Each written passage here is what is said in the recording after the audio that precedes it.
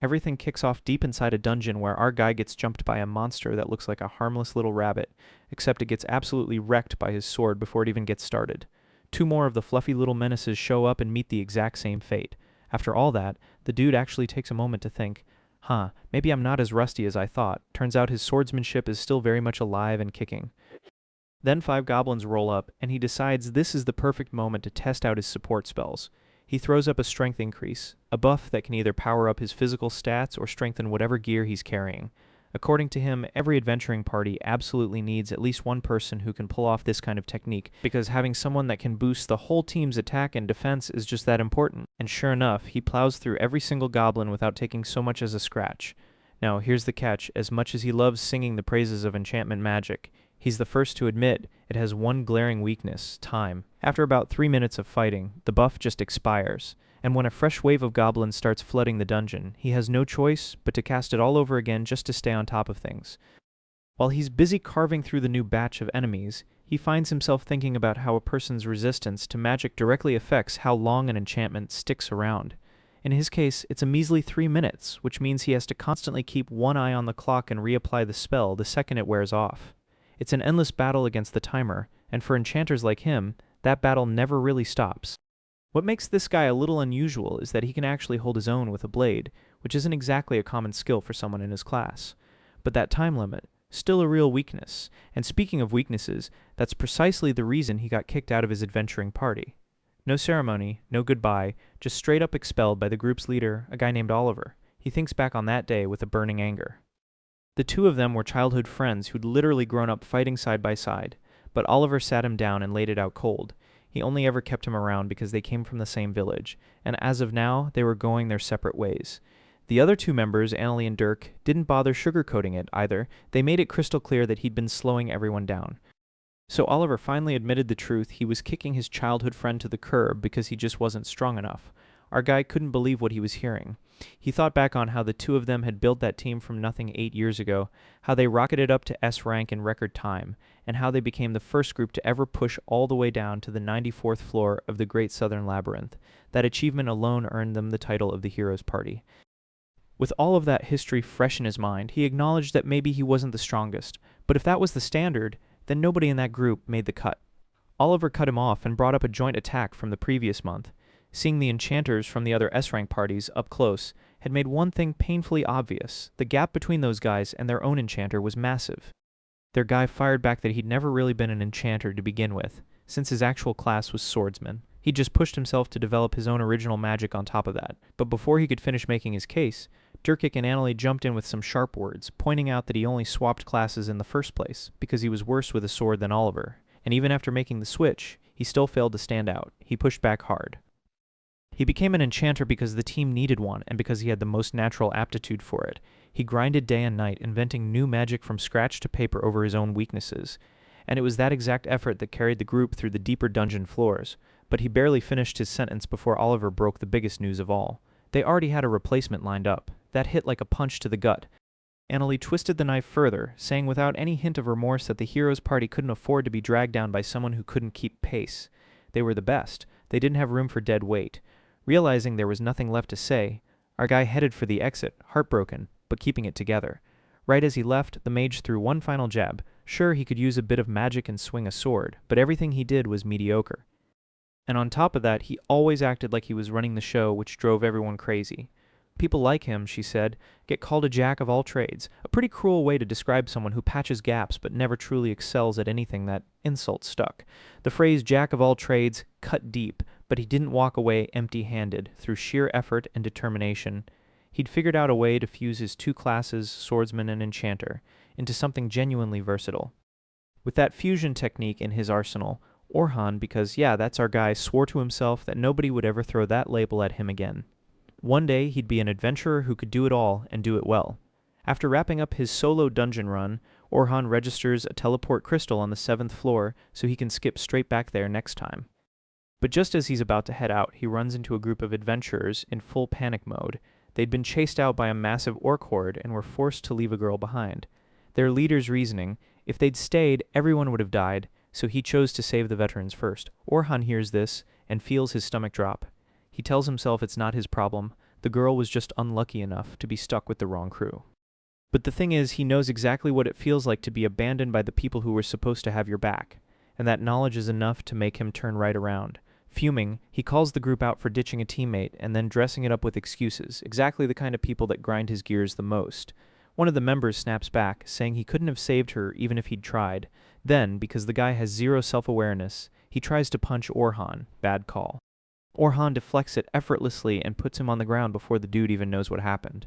Then he calmly asks where the girl was left. Back inside the dungeon, things were looking very bad for her. She was completely surrounded by orcs, cornered, and running out of options. In a last-ditch move, she threw up a magical shield to keep them at bay while they hammered on it, and she screamed for her older sister. The barrier shattered, and right at that exact moment, Orhan arrived, blasting the orcs back with an arrow shock. The monsters immediately shifted their focus to him. Classic Orhan, he gets his sword ready, buffs himself with Strength Boost, his go-to battle combo, and dives straight into close combat. He also stacks on a Technique Boost to handle opponents at this level, which leaves the girl thoroughly confused. Is this guy an enchanter? A swordsman? He seems like both at the same time. After cutting through a chunk of the orcs, he casts a Sharpness Boost to make his blade slice through them even cleaner. The girl watches completely floored. She's never seen anyone fight like this before. Orhan gets it. He understands exactly why that low-ranked group ran. These orcs are no joke. But he also knows he's got this. He charges into the thick of the horde, unleashing a barrage of strikes that tears through most of them at once. Then he showcases pure technique and speed, beheading enemies with an ease that leaves the girl staring in disbelief. When the last orc drops, she collapses onto the ground and bursts into tears, relief hitting her all at once. Once they're safely out of the dungeon, Orhan is just planning to say his goodbyes, nothing fancy, no expectations. But the girl wasn't about to let him walk off without properly thanking him. She introduces herself as Sophia Claudel, and the moment Orhan hears that last name, he clocks the crest stitched into her tunic. He introduces himself in return as Orhan Dura, a name Sophia immediately loves, wanting to do something to make up for the trouble. She offers to buy him dinner. He resists at first. He didn't do it expecting anything back, but she's so earnest about it that he ends up caving and accepting the invitation, however awkwardly. She brings him to a restaurant that carries the same crest as her clothing. She calls it a cheap spot, but says the food more than makes up for it. That's all the confirmation Orhan needs. Sophia Claudel is part of the Silver Rabbits of the Night Sky, one of the biggest and most respected clans in the Kingdom of No Hidden. Inside, Sophia freezes when she spots her older sister already there for a nearby meeting. The sister does a double take at the boy standing next to Sophia, teases her about being too young to be dating, and then suddenly goes still when she gets a proper look at him. Long time no see, Orhan says, scratching his head. The older sister Selma stares at him. Sophia has absolutely no idea how these two know each other. Orhan fills her in. Selma Claudel is the leader of the Silver Rabbit's most powerful S-rank unit, basically the strongest enchanter in the entire kingdom. She's largely responsible for making the enchanter profession mainstream and for pioneering the concept of designated team roles. Her strategy divides every team into three functions: attackers who take down enemies, defenders who act as shields, and supporters who provide assistance. That framework completely changed how dungeon expeditions work, and it's now the standard across the adventuring world.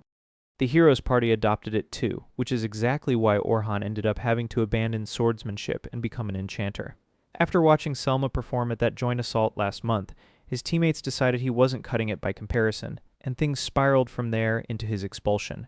Orhan keeps that last part to himself for now, though he privately admits he'd already suspected the two were from the same clan. He just had no clue they were sisters. Meanwhile, Selma is wearing a very unimpressed expression and wants to know what exactly this guy is doing around her 14-year-old little sister. Orhan fumbles the explanation, which Selma misreads entirely, and she starts raising her voice. Sophia steps in and saves the situation by explaining the whole story. This man literally saved her life.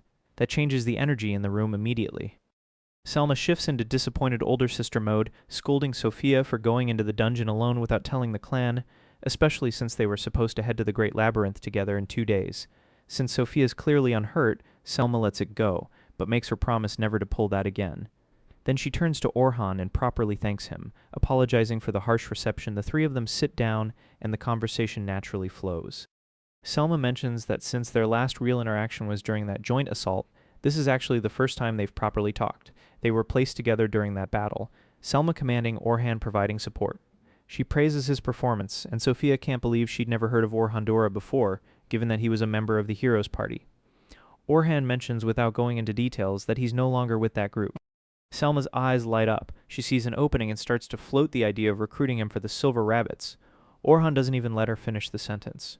Hard pass. He wants to fly solo for a while. Selma laughs and says he misunderstood. She's not trying to recruit him for the clan, at least not right now. What she actually wants is for him to join an upcoming training expedition, starting the day after tomorrow. The goal is to bring new recruits and S-rank veterans together for a 3-day descent to the 50th floor of the Great Southern Labyrinth, guiding the newcomers and helping them grow. Orhan raises an eyebrow. 3 days to hit the 50th floor. He comments that even the most talented rookies would typically need 6 months to a year to get that far. Selma explains that it's doable if you know the shortest routes. She also quietly admits the clan's expedition sponsors are pushing hard for fast results.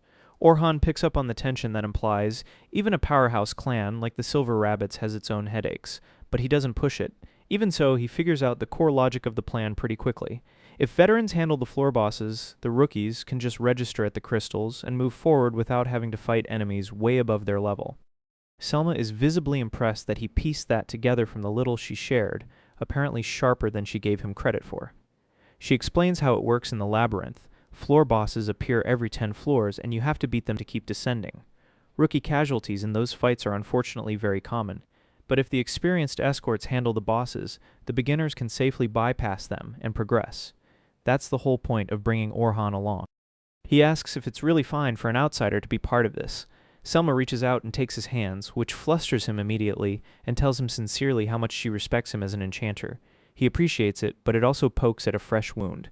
The reason he got kicked out of the heroes party was for not being as strong as Selma during that combined attack. And now she's asking him to step back into the enchanter role, which, given recent events, doesn't exactly feel like a warm invitation. He turns it down, but then Sophia pipes up, says she's going on the expedition too, and basically pleads with him to come along, which shakes him a little. He promises to think about it, but makes one thing clear. He's done with the enchanter label. If he's joining this expedition, he's doing it as a swordsman, period. Selma accepts the condition without much argument. She secretly believes that if things get dangerous enough inside the labyrinth, Orhan will naturally fall back on his enchanting instincts anyway. Either way, she tells him to show up at the Silver Rabbit's headquarters tomorrow morning if he decides to come.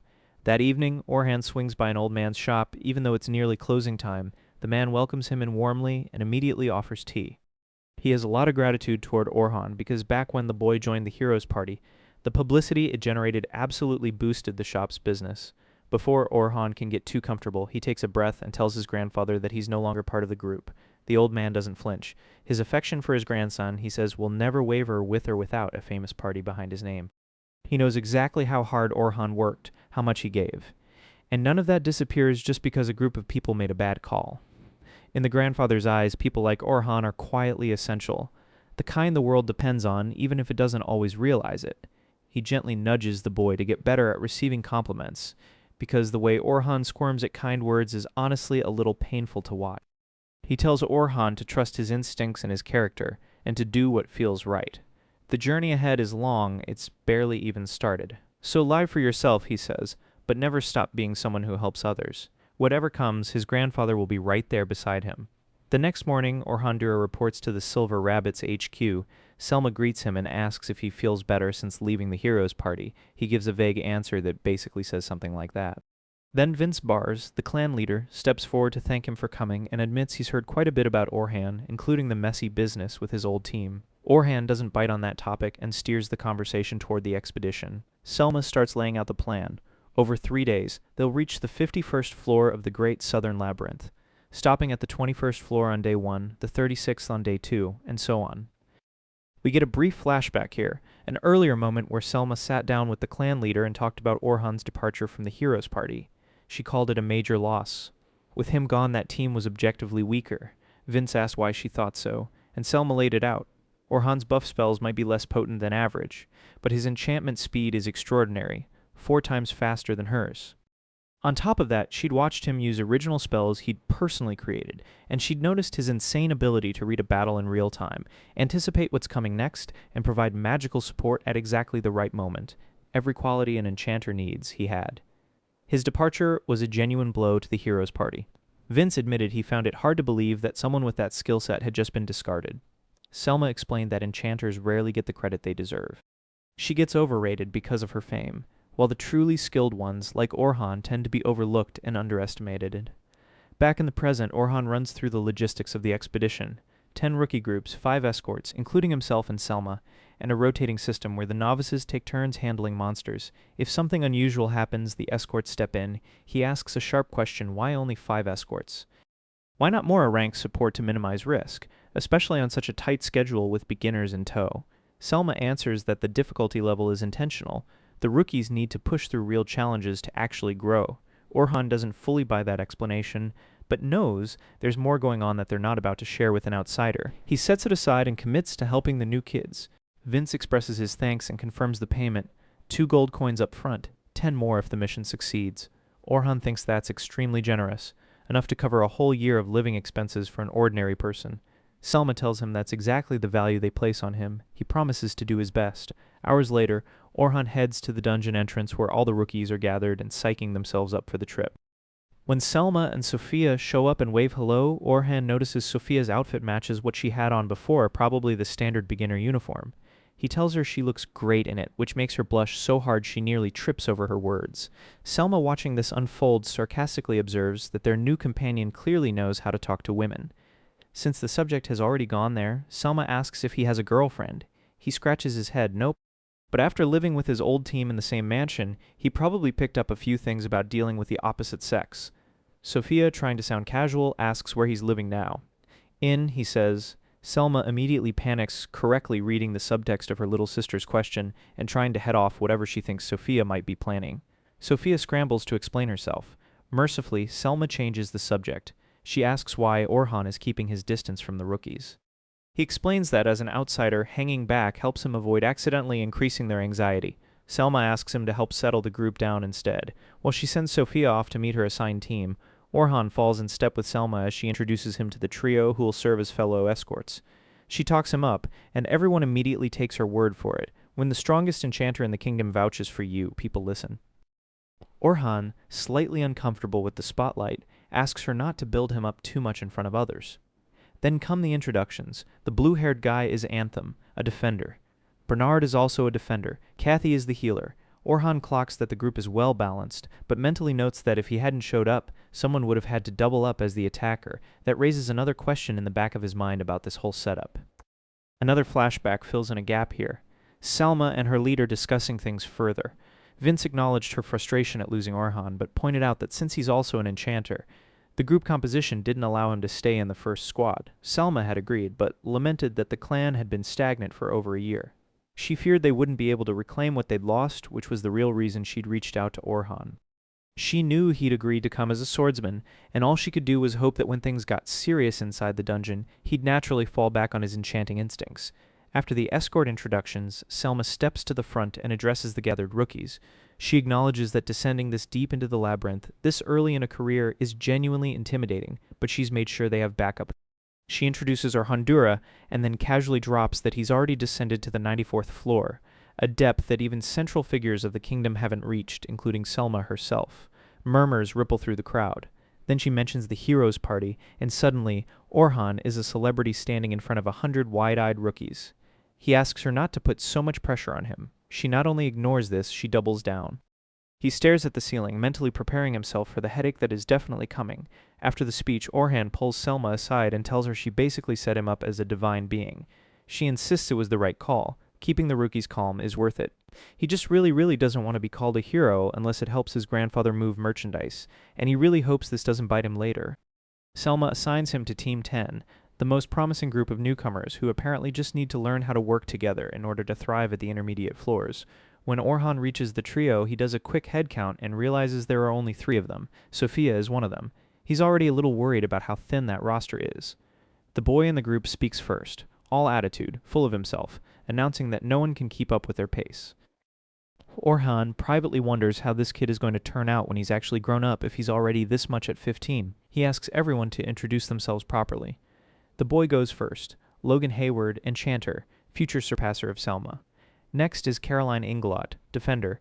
Orhan immediately notices she's carrying minimal equipment for her class. She explains she doesn't use armor or a shield because she's a dodger, not a blocker.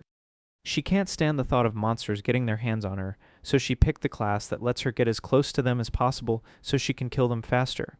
Orhan points out that dodging is significantly harder than blocking, especially without experience, and asks whether anyone at the clan raised concerns. Logan confirms that yes, everyone did. Caroline simply ignored them all and did it her way. This sparks an argument between the two of them, and Orhan just pinches the bridge of his nose. Before they can spiral too far, he asks the third member to introduce herself.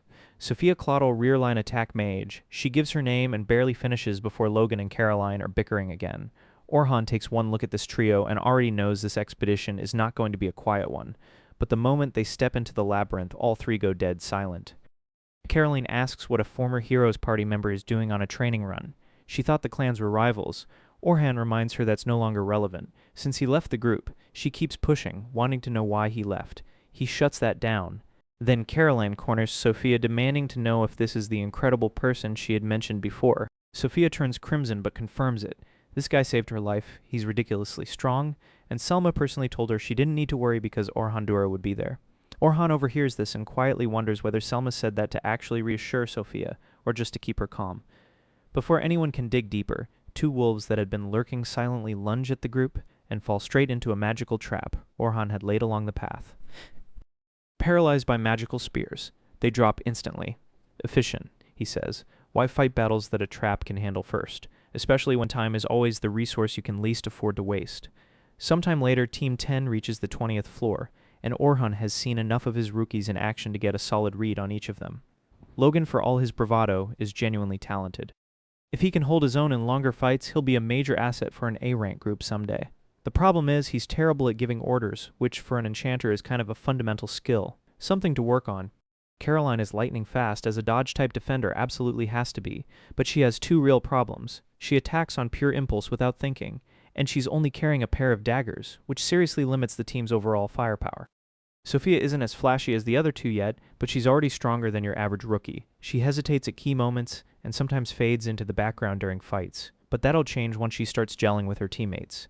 Most importantly, she doesn't have any glaring weaknesses, which says a lot about her potential ceiling.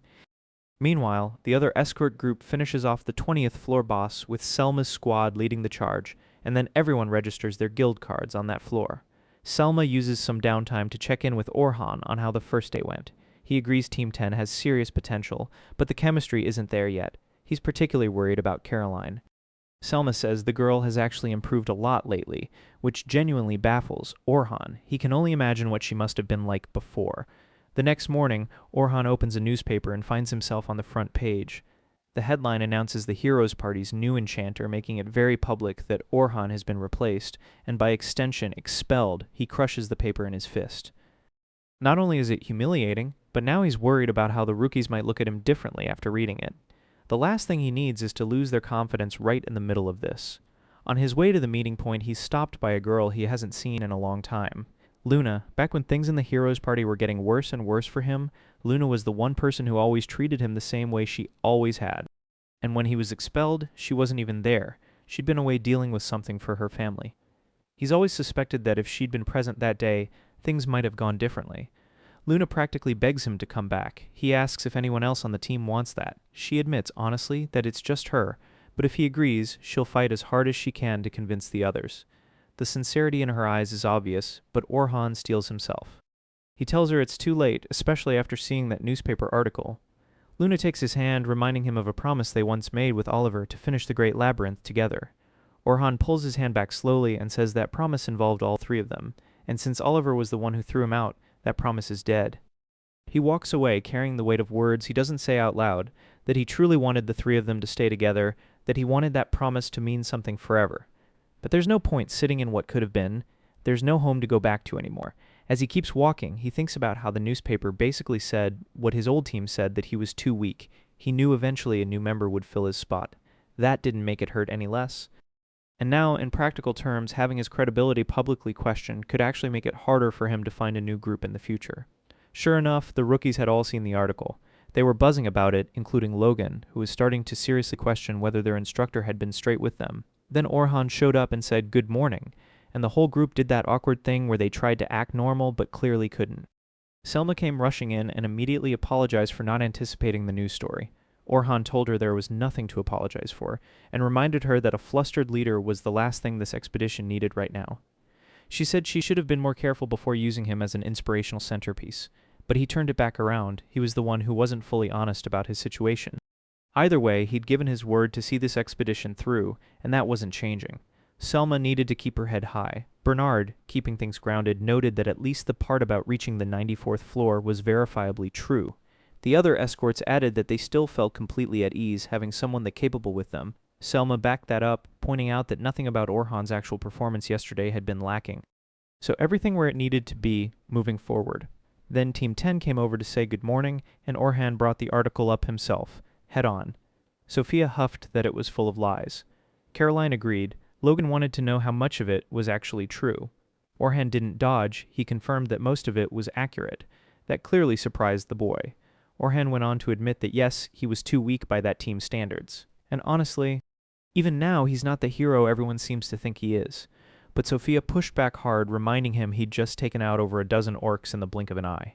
He acknowledged that and promised that he was more than capable of getting these 3 kids to the 51st floor. Even if he wasn't a hero, he would protect them from anything that came their way, and he hoped they'd give it their all just like yesterday. Caroline and Sophia lit up immediately. Logan, refusing to look as excited as he actually felt, just crossed his arms and pretended to be unbothered. Team 10 pushes into the 21st floor of the Great Southern Labyrinth. The goal for the day is to reach the 35th floor, but the escorts have a rule: no instructions to the rookies until they hit the middle floors starting from the 31st. Until then, the kids are leading. And honestly, they do a solid job all the way to the 29th floor. Sophia and Caroline especially pull their weight. The weak link turns out to be Logan, who clearly doesn't trust himself in a leadership role. When they hit the 31st floor, it's time for Orhan to take back the reins. He senses enemies ahead and tells everyone to get ready. Goblins appear. He tells Caroline to draw their attention. She immediately overcommits and puts herself in more danger than necessary, which Orhan clocks right away.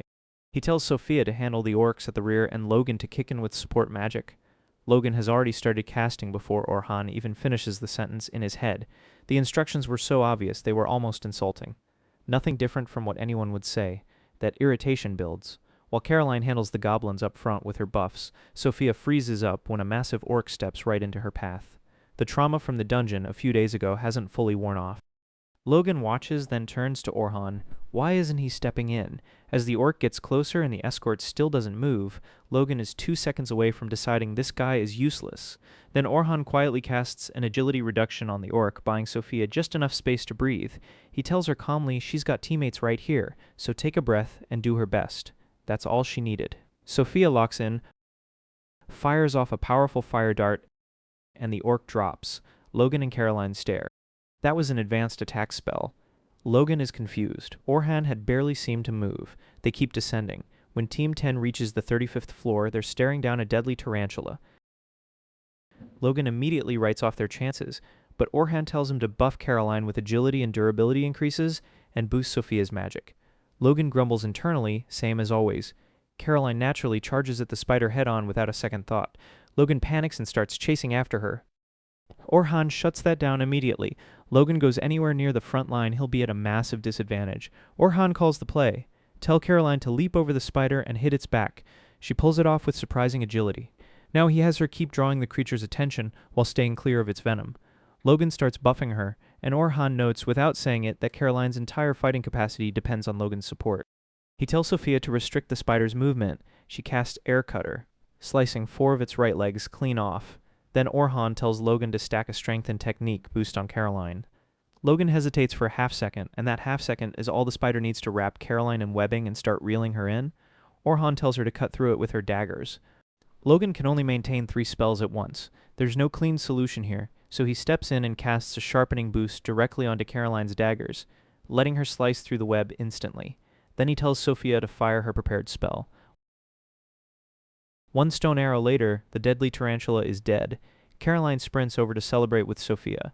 Orhan tells Logan quietly, without any edge to it, that the fight worked because of his support magic.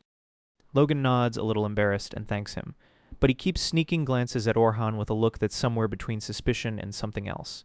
That evening, Selma gathers everyone at the dungeon entrance and announces that tomorrow is the final day, so rest up. On the way back, Orhan is pulled aside by Bernard and Anthem, who ask if he wants to grab something to eat. He's a little surprised they're so relaxed around him given everything, but accepts. This could be a good chance to actually talk. Meanwhile, the kids are riding back to the city in a carriage. Logan brings up Sophia's rescue story and asks her to go through the whole thing. What spells did this guy use? How did he fight? Sophia thinks it over. She remembers the gust of wind attack and how he strengthened his sword with support magic. Logan immediately identifies it as a sharpening boost, the same one Orhan used on Caroline's daggers today. Combined with the fact that he's clearly skilled with a blade, Logan works out that their instructor knows close quarters combat. Sophia confirms it. He switched to frontline attacker after leaving the heroes party. Logan sits with that for a second, because the guy behaved like a textbook enchanter today. But during that fight in the dungeon with the orcs, Logan recalls that Orhan cast an agility reduction on the sly, a debuff so advanced that even Selma uses it rarely, because the difficulty of landing it precisely is immense, yet Orhan made it look effortless. And thinking back on the tarantula fight, Logan gets it now. Orhan knew exactly how long each buff would last. He predicted the web attack. He was reading the entire battlefield, multiple steps ahead, and giving the most precise instructions possible for each moment. That's not just a good enchanter, that's an exceptional enchanter. Logan still doesn't understand why he left the role behind. Maybe he really is a genuine dual-class genius. Either way, Logan decides he's not getting left behind. He sets his jaw and quietly vows to himself to push harder than ever. Caroline notices the look on his face and says it's kind of terrifying. He tells her he's just motivated. At the tavern, Bernard and Anthem insist on picking up the tab. Bernard assumes Orhan must have had a whole run of parties and celebrations back in the heroes' party. Orhan just laughs. He spent most of that time buried in administrative work with no time to breathe, let alone celebrate. The two escorts are immediately outraged on his behalf at how the newspaper article portrayed him, and Orhan thanks them for saying so. Anthem asks about the enchanter to swordsman switch because when they first met, Orhan had introduced himself as an attacker. Orhan explains that after leaving the party he made it official, but the truth is he'd wanted to be a swordsman from the beginning. Growing up, watching his grandfather, also a swordsman, also an explorer, once single-handedly bring down a massive monster that had appeared in their village with a single sword strike. That image never left him. It's what he's always wanted to be. When they ask how he ended up as an enchanter, he walks them through it. As the heroes' party pushed deeper and deeper, their pace started dragging because the monsters kept scaling up with each floor. Eventually, the idea of finding an enchanter arose. The profession was getting a lot of attention at the time, and since Orhan was considered a jack of all trades who could theoretically do anything, he was the one who got volunteered for the role change. Anthem winces and says that still sounds rough. Even if the results were impressive, they did reach the 94th floor after all. Orhan goes quiet and shakes his head. Even if the switch helped, the team still should have taken their time and gotten stronger before pushing that far. The other two pick up on the weight behind that statement and ask what he means. He waves it off, says he's being too hard on his old crew. But to himself, he knows exactly what he's not saying. The heroes' party's chances of going beyond the 94th floor are 0. Because he was hiding something. Something important that he still isn't ready to share. Bernard changes the subject. What would Orhan's ideal swordsman look like? Orhan answers without hesitation, a true jack of all trades. Someone who's genuinely effective across the board, capable of going from the shallowest floors all the way to the deepest ones, alone if they have to. That's the goal. That's always been the goal. Back at the clan quarters, Caroline is soaking in the bath and lamenting quietly, because she'd never admit this loudly that after tomorrow, she and Sophia will probably have to say goodbye to Orhan. Sophia admits she's sad about it too. She wishes he'd just join the Silver Rabbits and stay. Caroline tells her to ask him. Sophia is pretty sure it won't work, but Caroline pushes back. He said yes to Selma's expedition offer, didn't he? Maybe he'd surprise them again. Sophia replies that Orhan isn't exactly the easy-to-convince type, but still the idea of not seeing him anymore genuinely hurts. Maybe she should at least try, so she doesn't have to wonder later. The next morning, last day of the expedition, the heroes' party shows up at the dungeon entrance. They pull attention from every adventurer in the area. Oliver radiates confidence. Luna looks visibly uncomfortable. Orhan notices them but keeps walking toward his rookies. The kids greet him with pure enthusiasm, and Caroline casually mentions she'd be even happier if they got some kind of reward for completing the run. Logan asks what she'd want, and Caroline's eyes slide ways to Sophia, because she already knows exactly what Sophia wants. Sophia goes red instantly. The unspoken pressure to say it builds, and just before she can get the words out, Orhan gets called away somewhere. Crisis averted for Sophia, but also moment missed. While Orhan walks toward whoever summoned him, he overhears two rookies talking about the heroes' party heading into the deeper section of the labyrinth today, planning to test their new formation starting from the 92nd floor. Orhan's brow furrows. running tests on the 92nd floor, instead of something safer. That's a reckless call. He forces himself to let it go up on the 92nd floor of the Great Southern Labyrinth. Oliver is locked in his mind without a certain person around to drag them down. Victory is finally within reach. The rest of the team, minus Luna, share that conviction. They're convinced Orhandura was the dead weight that kept them from achieving their full potential. Luna is the only one who's never agreed with that. Quick flashback, 2 days earlier. Philly Carpenter introduced herself to the heroes' party, all enthusiasm, practically vibrating with excitement to join a group this legendary. Oliver laid out her credentials. She'd reached the 100th floor of the Great Western Labyrinth, making her the most talented enchanter they'd ever have on the team, their first real enchanter, according to him. Dirk and Annalie were visibly relieved to not have to rely on that guy anymore. Philly herself thanked them for the warm welcome. Dirk couldn't help noticing how much money was in the house and commented that they had plenty of reasons to celebrate now. Philly asked if the party fund was supposed to cover group expenses. Oliver shut down the Orhandura conversation and redirected. Tonight was Philly's welcome party. In the middle of it, Luna came sprinting in with urgent news and barely paused when she saw the new girl sitting there to announce that Orhandura was heading into the Great Southern Labyrinth with the night sky's silver rabbits. The other members immediately mocked the idea of someone that useless getting recruited by a clan that powerful Luna demanded to know what happened while she was away. That's when she found out Orhandura had been expelled. Oliver introduced Philly properly. Luna, trying to hold it together, stated clearly that she had opposed replacing Orhandura. Dirk got annoyed. Oliver intervened and gave the same argument. Orhan simply wasn't strong enough. Luna pushed back hard, calling Orhan the core of the heroes' party. In her view, they'd only gotten as far as they had because of him, and the team wouldn't move forward without him. Annalie snapped that everyone else disagreed, but the decision was made. Orhan was out. Luna, left with no viable play, conceded the point, even if she clearly hadn't conceded her opinion. Oliver let out a breath of relief and moved the conversation to the immediate plan. Philly's first real test would be the 92nd floor in 2 days, and if that went smoothly, they'd push to the 94th. Luna objected immediately. She had no interest in dying. She laid it out. Philly is talented. No question, but it would be smart to start from the easier floors and build from there. Dirk and Annalie waved that off and said the 92nd floor would be a breeze. Luna reminded them the black dragon lives there, and that the last time they'd faced that creature, it was close, very close. The others still flexed with arrogance and kept pinning their past difficulty on Orhandura, slowing them down. Oliver tried to keep the peace, saying they were only going to test the formation, not pick a fight with the dragon. Dirk and Annalie were already itching to fight it anyway. Luna kept saying it would be irresponsible without Orhandura, but Oliver put his foot down. The plan stays as is, and so we're back to the present, where the heroes' party is up against a powerful mammoth with incredible endurance and is already struggling because they still haven't synced with their new enchanter. Oliver tries to get close to cut the creature, but those tusks keep him at a distance. He falls back and lets Dirk take the front with his shield, already feeling his buffs draining. He asks Philly why the enhancements keep fading. She answers honestly. She still doesn't fully understand how they fight. And Oliver involuntarily thinks back to the fact that Orhandura had figured out how they moved within the first hour. Dirk catches a massive hit from the mammoth and barely keeps his footing. Annalie gets caught in the splash and snaps at him. Dirk knows he should have been able to block that cleanly, but today it's just not working. Annalie fires a sequence of fire bullets that do essentially nothing. Oliver can barely believe what he's watching. Annalie's offensive magic is genuinely weak right now. He urgently tells Philly to buff the mage. She tries to reinforce the spell she'd already cast. Annalie tests her power again, same result, 0 effect. Oliver is completely lost as to why. Dirk is drowning on the front line and demands the leader do something. Oliver snaps back to action and tells Annalie to flank the enemy. The mammoth immediately reads her movement and nearly takes her out, forcing a retreat. He tells Philly to watch the monster's attack patterns and warn the group. She regretfully tells him she doesn't have that ability. Oliver points out that reading the flow of battle is the enchanter's job. She says she can only use support magic. Annalie's patience is officially gone. Oliver looks around at how diminished everyone seems and can't figure out what changed. Then Luna steps forward, and just as she's about to explain, the black dragon drops into the picture.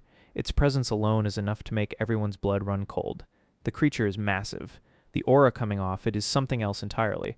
Oliver notes, eyes wide, that the dragon wasn't supposed to be outside its boss chamber. The dragon doesn't care. It stomps the mammoth flat like it's swatting a fly. Luna shouts retreat. Dirk and Annalie refuse. This is their shot.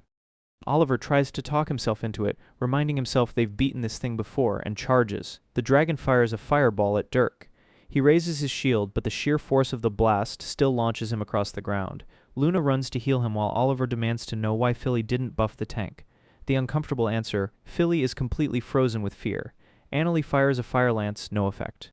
The dragon counterattacks, and its fireball hits a rock near her instead of dead center.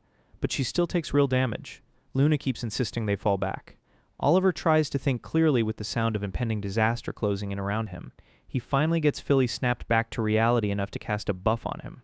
He starts a magic convergence. Luna mutters that he needs more time to converge, but there's no time left. Oliver fires Divine Flash. It collides with the dragon's attack and detonates. When the smoke clears, the dragon is completely unharmed. That's enough for Oliver. He finally asks Luna what they're supposed to do. She reminds him he's the leader, pull it together. But she can see he's barely holding on, so she puts it plainly. Their only way out is the whimsical portal, an emergency escape item that can only be used inside a labyrinth. It creates a forced teleportation between the activation point and another location. Philly points out the downside. It'll send them to a random floor boss area. Could be weaker, could be stronger. Luna still argues it beats fighting the black dragon. Oliver pulls out the portal and slams it on the ground. The passage opens. The group struggles toward it, and the dragon intercepts them, unleashing a stream of flames that cuts off the group. Somehow, inexplicably, the dragon goes through the portal alone. It closes immediately after. Dirk exhales they're safe. Luna immediately tells him that's exactly what they don't want. The black dragon might have landed on a floor populated by novice adventurers. She wants to contact the guild immediately to request a forced teleport for everyone still in the labyrinth, even knowing it'll probably come with consequences. Oliver agrees and reaches for his guild card. But Luna reminds him that Dirk and Annalie can barely walk right now. As Luna works on healing them, she quietly brings up what everyone's going to have to eventually face. When they request the force teleport, they're going to have to deal with the dragon again. And she believes flat out that when that moment comes, they need to bring back Orhandura. The predictable resistance follows. So Luna finally explains what she was about to say before the dragon showed up. Everyone's stats are exactly the same as they've always been. Nothing about their strength has actually changed. Oliver can't make sense of that. If that's true, why couldn't his Divine Flash even scratch the dragon? Luna's answer is simple. They don't have Orhandura anymore. Oliver barely completed any magical convergence earlier, which is why Divine Flash hit like a wet towel. Luna asks if he knows what all support magic has in common. He recites it correctly. The amount of boost depends on the caster, the duration depends on the target, and the enchanter has to reapply before it expires. Standard enchantment lasts about 3 minutes. Philly confirms that, but adds that the hero's party's collective magic resistance is extraordinary. Their buffs don't last even 2 minutes. For Oliver specifically, they barely last a minute at all. He's basically incompatible with any standard enchanter. Oliver explodes. How is that possible? Philly should be far stronger than Orhandura. Luna replies, Orhandura knew his weaknesses. He invented his own spells specifically to work around them. Oliver, Dirk, and Annalie can't believe what they're hearing. Orhandura created original spells. Luna tells them it's true and that they're running out of time. They move. As they sprint out of the labyrinth, Oliver turns over what he just heard. He vaguely remembers Orhan mentioning something about original magic once, but he'd dismissed it, figured the guy was exaggerating his mediocre abilities. Luna corrects him directly. Orhandura developed a support spell capable of multiplying power by more than 50 times. Philly goes slack-jawed. Even Selma, the Silver Rabbits, tops out at a 10-fold increase. Oliver stares ahead and the pieces fall into place. Divine Flash depended on Orhan's buffs to hit as hard as it did. Luna confirms it. Oliver's technique, Annalie's attack spells, all of it was literally 50 times stronger with Orhandura's support, which is why Oliver stopped worrying about proper convergence, why Annalie relied on those special spells, why Dirk's defense held even against the strongest hits. Orhandura's buffs extended to equipment and spells too, not just physical stats, so when the magic wore off, nobody noticed the drop because it happened gradually. The hero's party arrives outside the labyrinth looking thoroughly beaten. Adventurers nearby recognize them and murmur that they're heroes. Oliver rejects the title. They put people in danger today. But he holds on to one thing: they beat the Black Dragon once before, and he did it with his own hands. The hero's party doesn't need Orhandura.